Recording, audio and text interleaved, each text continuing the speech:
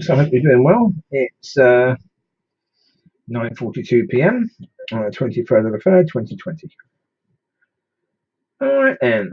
Okay. Well, things have been stepped up now in the UK. Apparently, we're now having what's called a quasi lockdown, which is going to be very interesting because, by all accounts, now any large gatherings of more than two people are now prohibited and will be enforced by the police. Which is like, yeah, that'd be interesting. It'd be interesting to see if they actually have enough police to enforce that, because they've been cutting the numbers of the police down for the past 20 years. So I don't think they're going to have enough police to enforce such a rule as that. So that's going to be fascinating, to say the least. So yeah, it's quite interesting actually, because I was speaking to some people who were looking to get puppies in nearly 2 weeks' time. And I said to them, there's probably going to be a lockdown. You might want to come this weekend. But it seems now they won't even be able to come this weekend, which is going to be interesting. Don't know. We'll see what happens with this. It's going to be very fascinating. However, that's not what this video is about.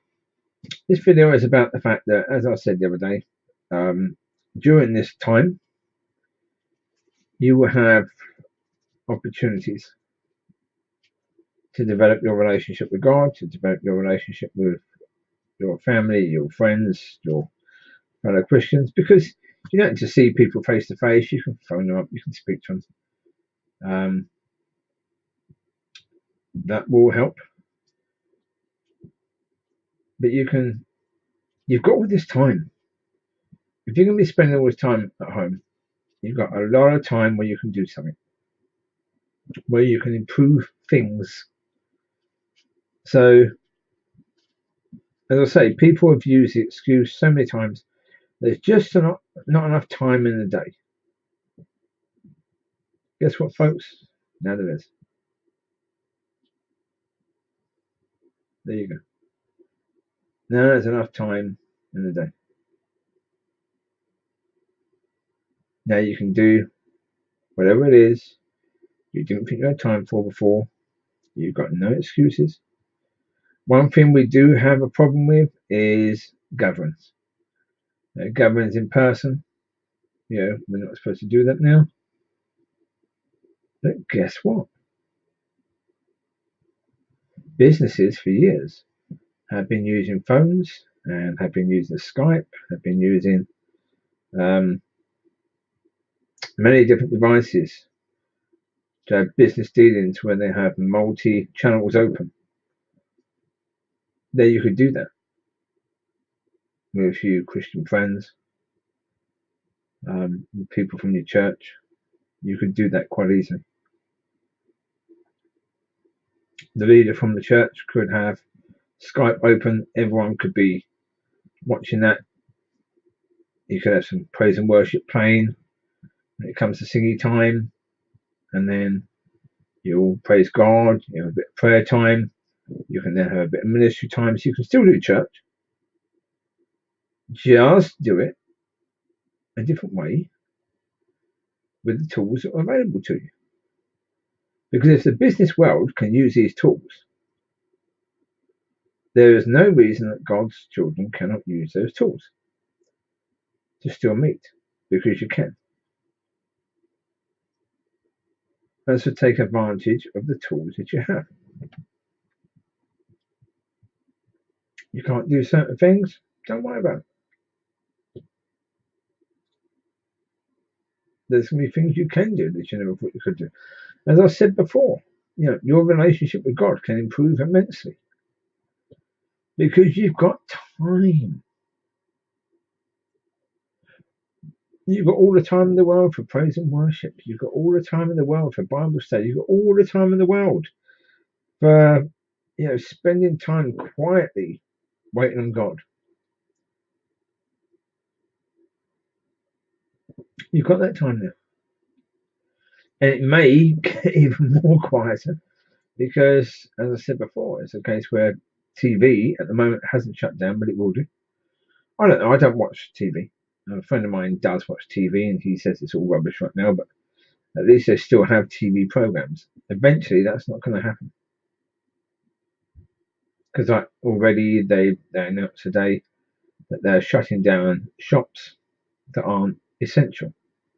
So clothing shops, electronic shops, anything like that will be shut down. Yeah, food shops will be open, but all the rest will be shut down for now. Now, of course, that's going to be a huge problem.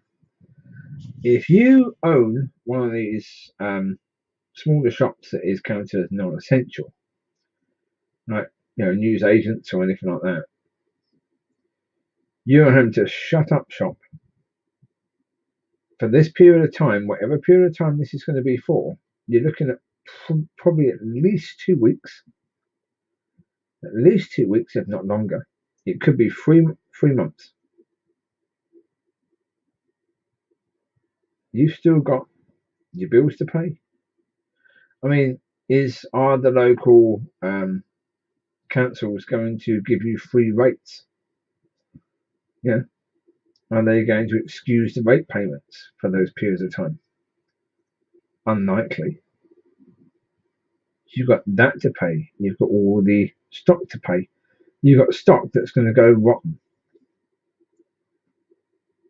Yeah, because if you're selling food, anything like that, then you've got a problem. Because a lot of your food stuff is going to go rotten. And then there's the shops that sell electrical stuff and food stuff. Like in the UK, we've got a shop called Poundland, which is, it's what it says, really. Although not everything in it now is a pound. You've got things that are £2 or £3 or £4 or £5 now, which is a bit odd. Because for years it was always a pound. That was a joke. You'd go into it and say, "Oh, how much is this thing?" "Oh, it's a pound." "Oh, how much is this thing?" "Oh, it's a pound." Yeah, you wind up the staff like that. Keep going up to them. "Oh, how much is this thing?" "It's called Poundland. Everything's a pound." Yeah. Although now it's not. But I say shops like that, they do sell toiletries. They sell toilet rolls. They sell kitchen rolls. They sell some food, biscuits and tin food and stuff like that. So therefore, will they be allowed to stay open because they employ a lot of people? So will they be allowed to stay open? I don't know. Probably. They'll probably find a way around the law to say, yeah, we do sell food, so therefore we count it as an essential shop. So yeah, it's going to be fascinating to say the least.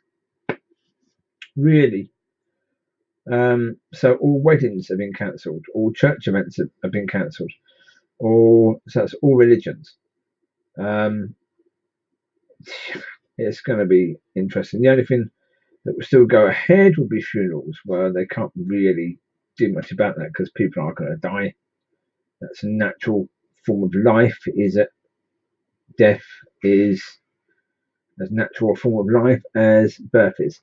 So people are going to be born and people are going to die. That's the reality. So you're going to have to deal with that sort of stuff. So yeah, apparently if you can have two people go out in a park, they can be together. But then if a third person joins you, the police are supposed to rush over and tell you to disperse. Now that's going to be fascinating to see how that works out. But yeah.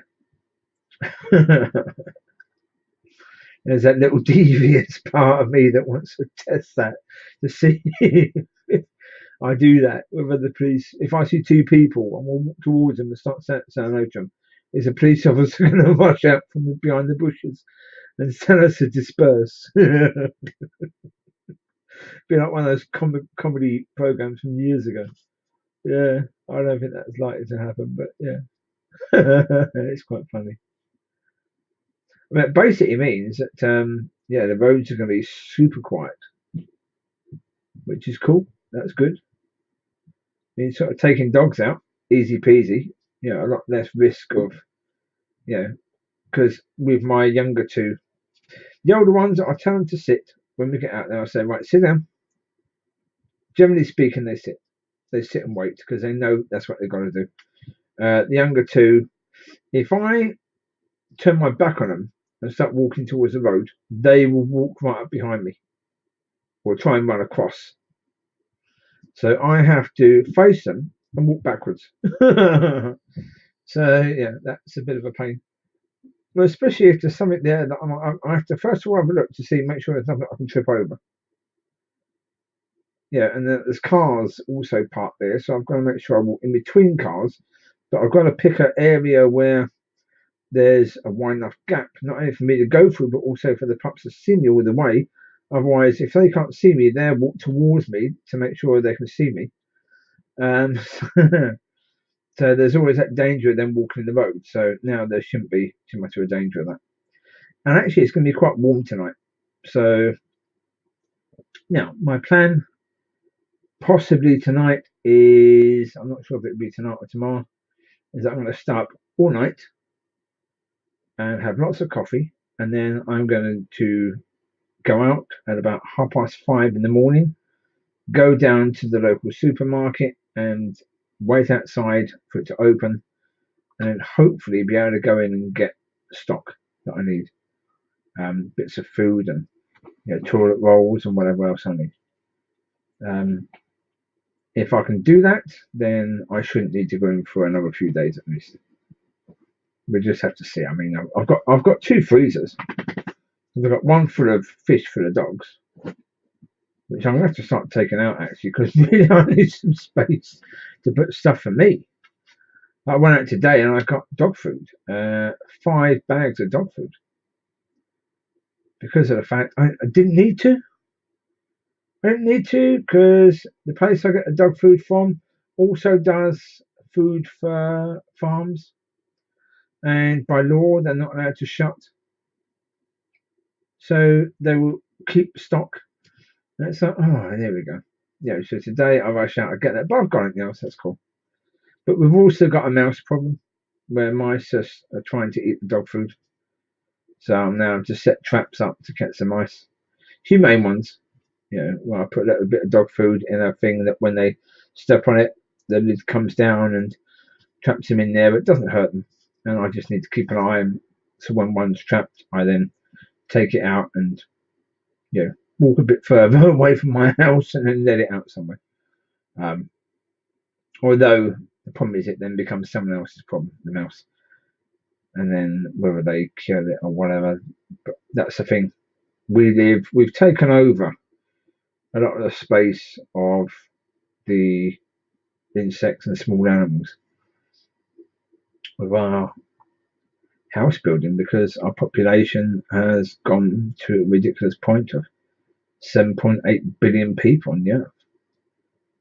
So we've taken up an awful lot of the space that was for the animals, and so now they have no choice but to try and live amongst us. And of course, when you've got dogs, and especially puppies, you don't want mice around because their droppings could be a problem. Certainly for the pups, because they've not had their injections. And so I've got to try and deal with that, which is disappointing. But earlier on, I looked inside because I thought I've got to set some traps. Got the trap, and there was already a mouse, little baby mouse in there, dead. It had gone in there for some reason. There was no food in the trap. There's not been any food in there for a long time, so I don't know why the baby went in there, but it did. And of course, the trap came down and it couldn't get out. I didn't even know it was in there because I hadn't even tried to trap any. So, yeah, that wasn't great. This poor little baby mouse dead. But there you go. But as I say, folks, this one is about the fact that we are going to get opportunities. Unfortunately, at the moment, with lockdowns, and depends on where you are in the world. If you haven't got a lockdown right now, you probably will have fairly soon. So that's going to be interesting. However, still with a lockdown, if you have a lockdown like the one that we've got now in the UK, which is like a quasi lockdown, not a complete lockdown, but sort of ishy lockdown. One like that, if your neighbour is unable to get to the shops, you would still be able to go to the shops and get food for your neighbour. So that's a good situation. So therefore, you can still do things like that. You can still bless your neighbours. You can still bless your relatives. However, what was said, certainly in the news, is that you are not to go visiting family members who are not living with you.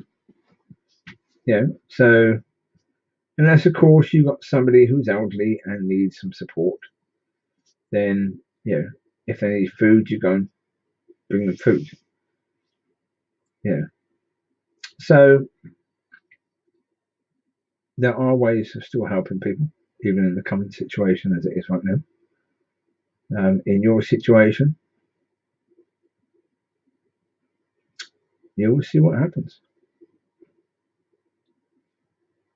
So,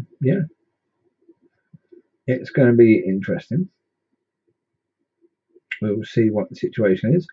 As I say, with regards to the puppies now, I believe from what the Prime Minister of the UK said, it will actually not be legal for anyone to come and pick a puppy up now. Because from what he said, people shouldn't be leaving their homes for any other reason than, if it really is necessary. So, of course, going to pick up a puppy isn't exactly necessary. However, we'll see what happens. I don't know. Time will tell. With regards to that, I mean, if the puppies happen to stay here for longer, I've got food. I've got plenty of food for them, so that's good. I've got another bag of puppy food there that I can feed the pups. I thought it was a spare bag, but maybe it's actually for them. Because they may have to be here for another 3 to 4 weeks. In which case, they will be here for another 3 to 4 weeks. So, we'll see. Anyway, that will do for now. And I've got nothing else to really add apart from that, apart from just saying, make sure you take advantage of whatever situation comes your way. Whatever it is you can improve, whatever it is that God wants you to do, this may be your chance to prove to God that He can use you. That when things start to improve, and when He starts to build His church back up again, when He starts to build people to the point where He can use them as vessels in a massive way. If during this time that God is asking you to do this, that, or the other, if you sit by and don't do anything, the likelihood is when He starts working within His people, He won't be working within you. So take advantage of the situation and be in a position where God will use you when there is opportunities to do so. You are a child of God. You were left here to be used in situations like these. So understand that. This is really where we will see who rises to the top. The cream of the crop.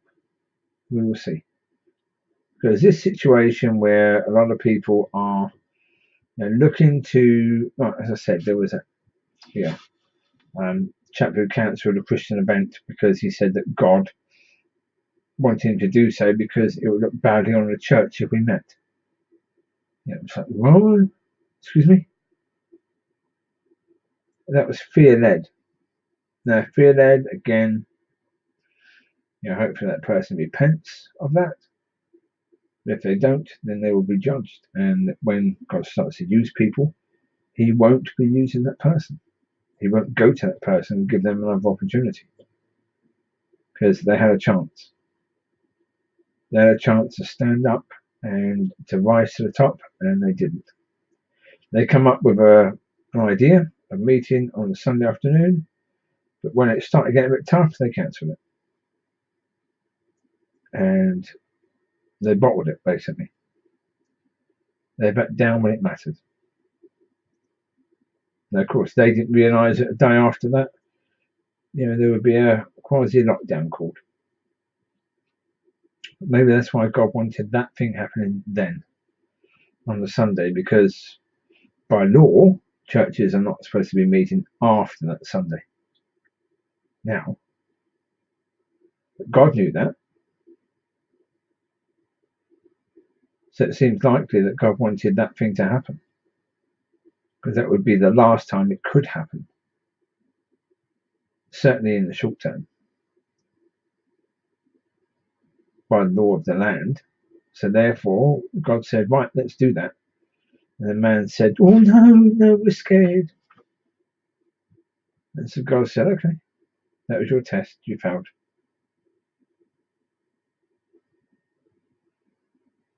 So folks, you'll be tested. In some way we all get tested, and we're going to get tested in this time. How do we respond to the situation? What do we do? That's the thing, isn't it? What do we do? That's the key. Are we going to glorify God or not? If the answer is not, well then that's the way it is. We've had our chance. We may not get another one. This may be the test that determines whether we get to be used by God in the future or not.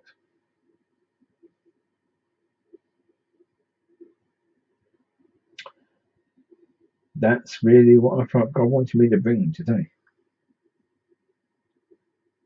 So that's been brought. It was brought at the beginning of this message and at the end, so therefore hopefully that cemented it. There was a few bits and pieces of coronavirus information in the middle, so there you go.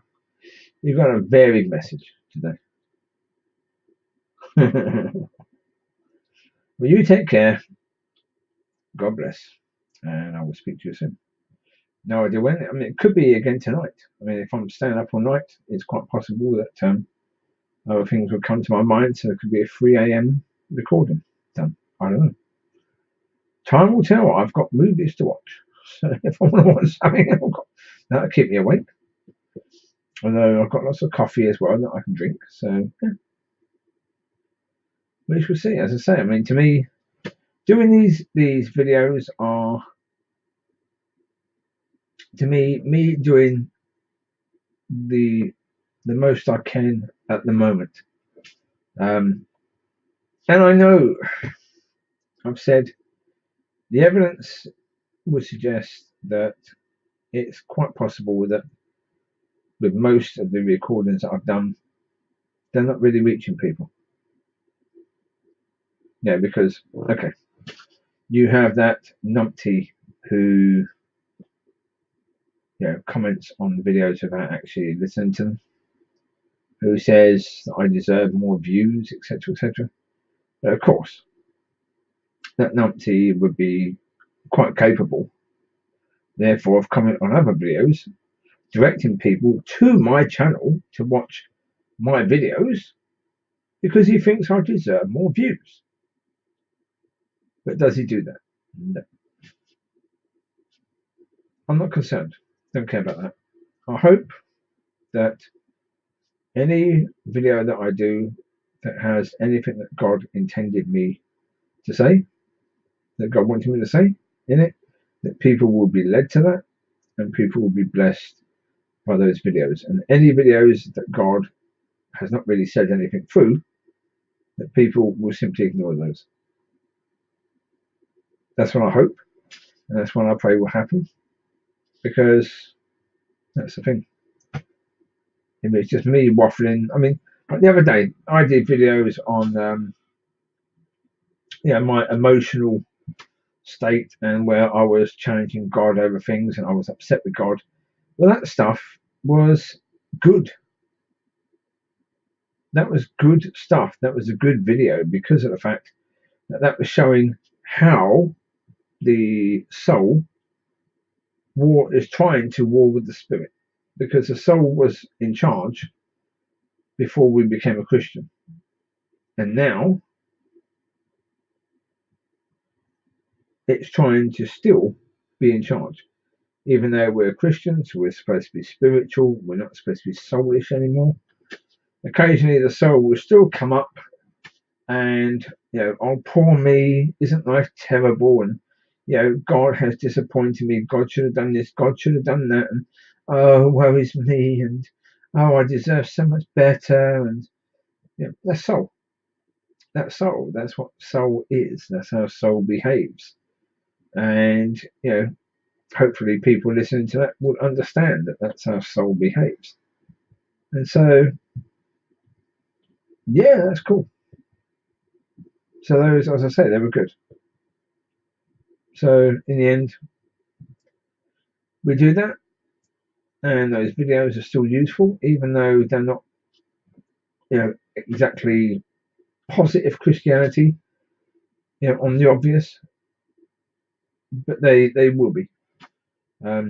If you listen to both and you'll understand that you've got this little situation where the spirit comes in at the end and basically tells the soul to sod off. So the spirit wins. There you go. You take care. God bless, and I will speak to you soon. We'll see how God leads. All right.